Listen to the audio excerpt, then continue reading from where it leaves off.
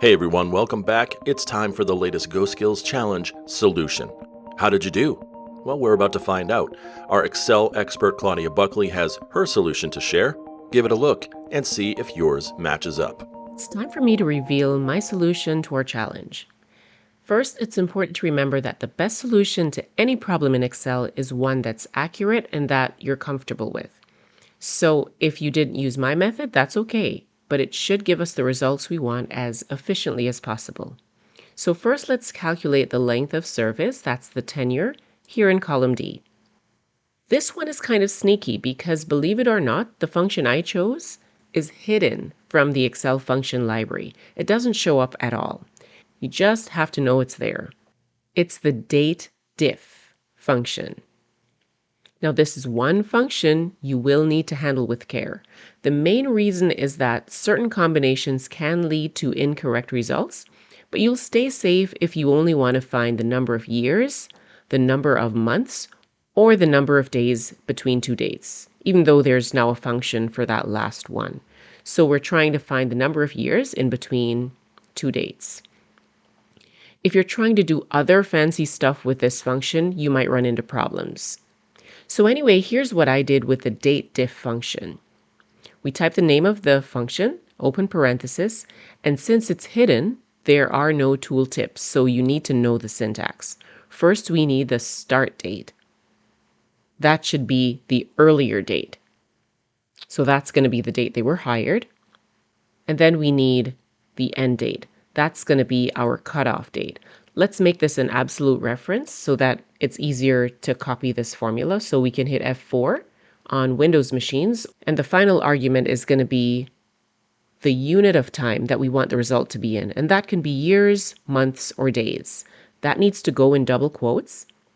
And so since we want years, we're going to enter double quotes, Y, double quotes, close parentheses, and enter. Then we copy to the remaining cells, and that's it. The date diff function only returns whole years. There's no rounding, which is exactly what we want for the calculation of this benefit. So let's do a quick check to make sure that we have no errors. These seem like good dates to check. This person is 1 day short of their 10 years. So we know this is right. There was no rounding here. And this is 22 years. All right, so this looks great. Task 1, check. Second thing is to have a column that shows who is vested and who isn't. Pretty easy with the if function. If something is true, do one thing, and if it's not, do something else. So here we can type equals if, open parenthesis. So if this value is greater than or equal to the number 10, then we want to see vested. And if not, we want to see nothing, so we enter that as 2 double quotes, close parentheses, and enter. So of course, this is less than 10 years. They're not vested. Double click, and the ones at the end are. Task 2, check. Next big task is to sort this list by job title, but it should show up in a special order that isn't alphabetic. So how do we do that? Well, we need to customize our sorting. And here's one way that we can create a custom list. First, we highlight the data set that we'll be sorting. Go to the Data tab, click on the sort icon. That's the one that allows us to customize. And then we make sure this is unchecked because the data we selected has no headers. We'll be sorting by column B. That's the one with the title. The order is going to be a customized order. So we select Custom List, and we need to create a new custom list. Remember, we want to see Associate first, then Team Lead, and then Senior Manager. We click Add, make sure it shows up on this side, click OK, and now we're allowed to select this order as our sorting order. Click OK, and now we have all the associates together, all the team leads, and then the senior managers. If you're using a Mac, go to Excel, Preferences, and under Formulas and Lists, click Custom Lists. With this setup, you'll make the entries on the left instead of on the right, but it's still pretty straightforward. And so that's task 3. You can apply a filter by going to the Data tab, clicking on the filter icon, and checking only the rows that show vested.